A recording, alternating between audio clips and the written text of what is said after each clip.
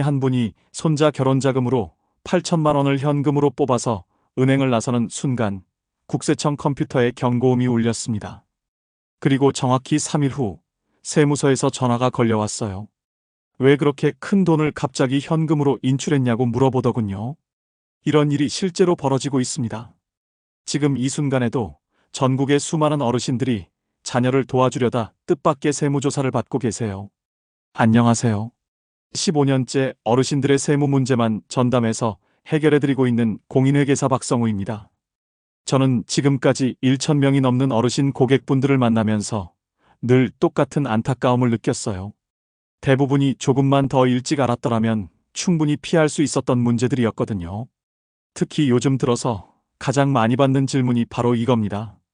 세무사님, 자녀에게 돈을 줄 때 현금으로 주는 게 안전한가요? 아니면 통장으로 보내는 게 나은가요?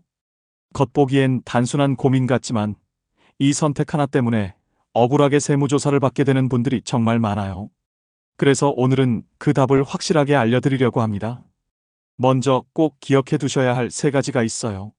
첫째, 하루에 현금 1천만 원 이상을 입금하거나 출금하면 자동으로 국세청에 신고됩니다. 이건 2025년 현재도 똑같이 적용되고 있는 규정이에요. 둘째, 가족끼리 통장으로 돈을 주고받는 것은 특별한 세무조사가 없는 한 국세청에서 절대 알 수 없습니다. 셋째, 현금으로 큰 돈을 주고받는 것이 통장 이체보다 훨씬 더 위험해요. 이 3가지만 정확히 아셔도 억울한 조사를 받을 일은 확실히 줄어듭니다. 아이고, 그런 법이 있었어요? 하고 놀라실 수도 있겠지만 지금부터 그 이유와 배경을 차근차근 설명해 드릴게요. 사실 과거 어르신들이 젊으셨던 시절에는 현금이 정말 왕이었죠. 모든 거래가 현금으로 이루어졌고 그게 당연했어요. 하지만 지금은 시대가 완전히 바뀌었습니다. 예전에는 검은 봉투에 돈을 넣어서 슬쩍 건네는 일들이 흔했잖아요. 드라마에서도 많이 봤을 거예요. 이거 부탁해요 하면서 봉투를 내미는 그런 장면들 말이에요. 정부에서는 이런 불투명한 거래들을 막기 위해서 규제를 점점 강화했어요. 그 결과가 바로 현금 1천만 원 신고 제도입니다.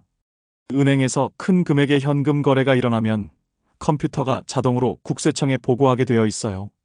그러면 국세청에서는 이 사람이 왜 이렇게 많은 현금을 썼을까 하고 의심하게 되는 거죠. 실제로 국세청은 이런 자료를 바탕으로 연간 1만 건이 넘는 세무조사를 실시하고 있어요. 그런데 여기서 정말 무서운 건 따로 있습니다. 많은 어르신들께서 아직도 완전히 반대로 알고 계시거든요. 자녀 통장으로 돈을 보내면 국세청에서 바로 알아차리고 세무조사가 나온다고 걱정하시는 분들이 참 많아요. 제가 아무리 설명을 드려도 그래도 무서워서요 하시면서 끝까지 현금을 고집하시는 경우가 정말 많습니다. 하지만 진실은 정반대예요. 통장 이체는 세무조사를 받지 않는 이상 국세청이 절대 알 수 없어요. 은행 계좌는 개인정보보호법으로 철저하게 보호받고 있거든요. 세무서라고 해도 함부로 들여다볼 수 없는 구조입니다. 그러니까 정확히 말씀드리면 통장 이체는 안전하고 오히려 현금 거래가 훨씬 더 위험한 거예요. 대부분 거꾸로 알고 계셔서 지금 와서 아이고, 그동안 괜한 걱정했네 하실지도 모르겠어요. 하지만 지금 알게 되셨으니 그것만으로도 정말 다행입니다. 그런데 이건 시작에 불과해요. 지금부터 들려드릴 실제 사례들을 보시면 정말 깜짝 놀라실 거거든요. 실제로 현금 때문에 큰 곤욕을 치르신 분들의 이야기를 들려드리면 여러분께서도 아마 깜짝 놀라실 거예요. 작년 11월에 72세 김할아버지께서 저희 사무실을 찾아오셨어요. 손자가 결혼을 하게 돼서 전세자금으로 7천만 원을 도와주고 싶다고 하시더라고요. 그런데 할아버지께서 저한테 이렇게 물으셨어요. 세무사님, 통장으로 보내면 국세청에서 알게 되지 않을까요? 그냥 현금으로 주는 게 낫지 않겠어요? 정말 많은 어르신들이 이렇게 생각하세요. 그런데 저는 즉시 말렸습니다. 할아버지, 7천만 원을 한 번에 현금으로 인출하시면 바로 국세청에 보고돼요. 그러면 당연히 국세청에서는 왜 이렇게 큰 금액을 갑자기 현금으로 뽑았는지 의심하게 되거든요. 그리고 실제로 이런 이유만으로도 세무조사를 받게 되는 경우가 아주 많아요. 그 조사라는 게 한번 시작되면 정말 고생이 심해요. 몇 달 동안 온갖 서류를 다 모아야 하고 세무서에도 직접 가야 하고 하나하나 다 해명해야 하거든요.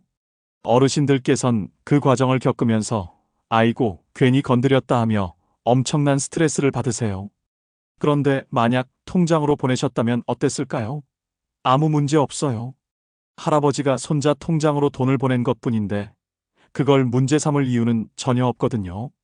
그래서 김할아버지는 결국 통장으로 나눠서 보내셨고 지금까지 아무 문제 없이 잘 지내고 계세요.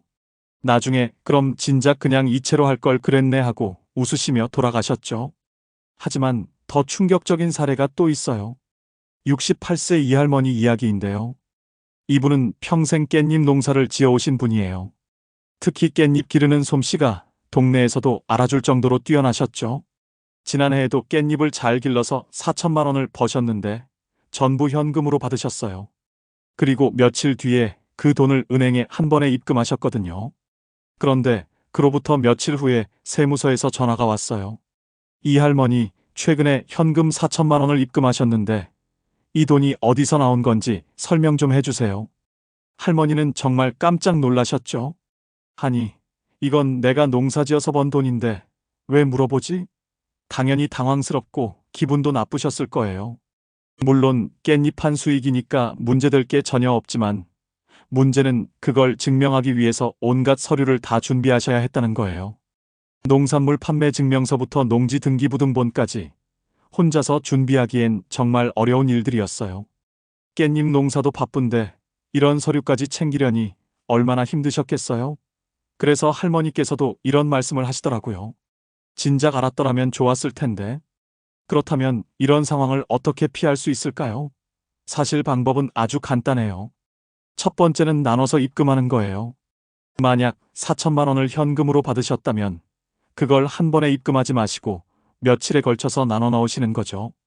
예를 들어서 1천만 원씩 나눠서 4일에 걸쳐 입금하시면 돼요. 하루에 1천만 원 미만이니까 국세청에 신고되지 않거든요. 이런 방법이 있었구나 하실 거예요. 두 번째 방법은 여러 은행을 활용하는 거예요.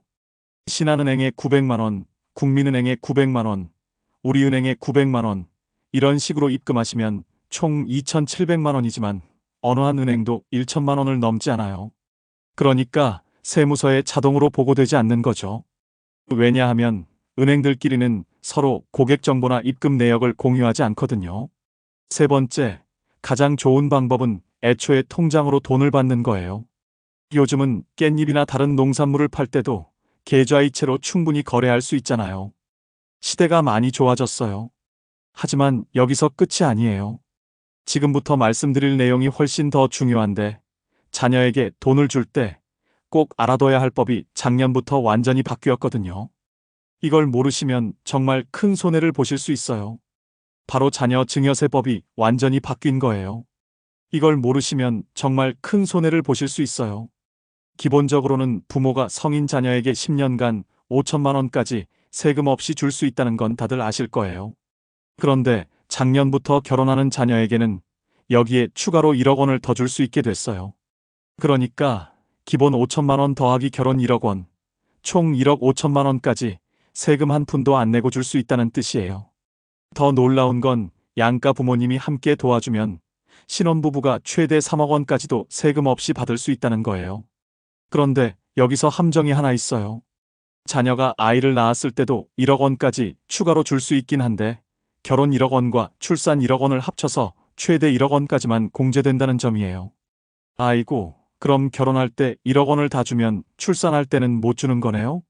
맞습니다. 그래서 계획을 잘 세우셔야 해요. 실제로 이 제도를 똑똑하게 활용한 사례를 하나 말씀드릴게요. 65세 정할아버지께서 아들이 아파트를 산다고 해서 2억 원을 도와주기로 하셨어요. 그런데 이분이 정말 똑똑하게 하셨던 게 뭐냐면 한 번에 주신 게 아니라 6개월에 걸쳐서 매달 3천만 원씩 아들 통장으로 보내신 거예요. 그때마다 이체 메모에 집 구입 자금이라고 꼼꼼히 남기셨고요. 나중에 아들이 집을 사고 나서 세무조사가 들어왔는데 그 이체 기록 덕분에 아무 문제 없이 끝났어요. 할아버지가 매달 정기적으로 집 구입 목적으로 보낸 돈이라는 걸 명확하게 증명할 수 있었거든요. 그런데 만약 그 돈을 현금으로 주었다면 어땠을까요? 분명히 설명하는데 엄청 애를 먹었을 거예요. 이제 정말 중요한 얘기를 해드릴게요. 자녀가 집을 살 때 세무조사는 언제 나오는지 아세요?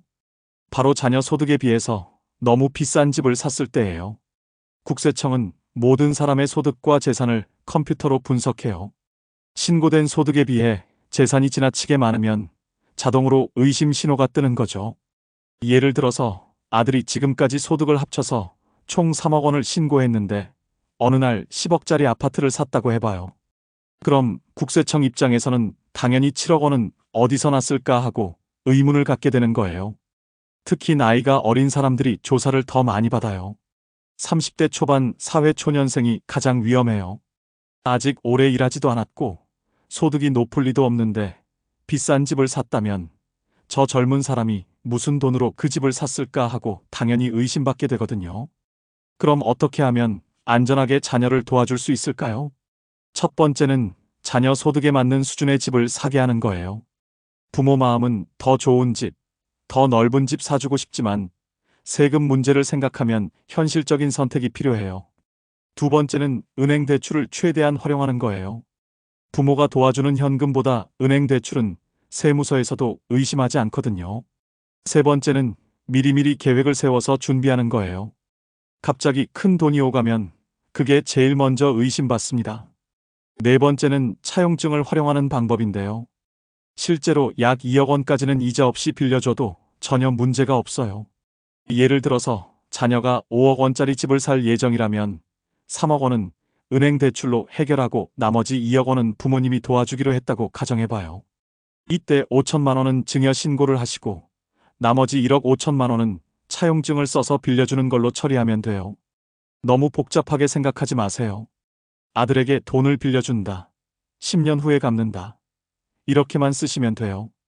그리고 갚는 방식도 자유로워요. 매달 조금씩 갚기로만 하고 실제로는 받지 않으셔도 상관없어요. 중요한 건 갚는 것처럼 보이는 기록만 남기는 거예요. 10년이 지나고 나서 혹시 자녀가 그 돈을 못 갚게 되면 그때는 다시 증여로 전환하면 돼요. 그때는 이미 10년이 지나서 증여 공제 한도도 다시 생기니까 훨씬 세금 부담이 줄어들어요. 그런데 지금 시점에서 정말 조심하셔야 하는 이유가 따로 있어요. 올해는 특히 더 조심하셔야 하는 이유가 있어요. 국가 재정 상황이 심각하게 악화됐거든요. 지난 2년 동안 나라에서 걷어들인 세금이 예상보다 86조 원이나 부족한 상황이에요. 2023년에 56조 원, 2024년에 30조 원, 도합 86조 원이나 세수가 모자란 거죠. 올해도 경기가 좋지 않아서 세금 부족이 계속될 가능성이 높아요. 그럼 나라에서는 어떻게 하겠어요? 당연히 세무조사를 강화하고 더 많은 세금을 걷어들이려 하겠죠. 더 무서운 건 올해부터 세무 공무원들한테 상금을 주는 제도까지 생겼다는 거예요. 세무 공무원이 세금을 더 많이 걷어들이면 그중 10%, 최대 2천만 원까지 상금을 받을 수 있게 된 거예요. 예전에는 좀 느슨하게 처리하던 일들도 많았고 에이 이쯤에서 타협하자 이런 분위기도 있었죠. 그런데 이젠 완전히 달라져요.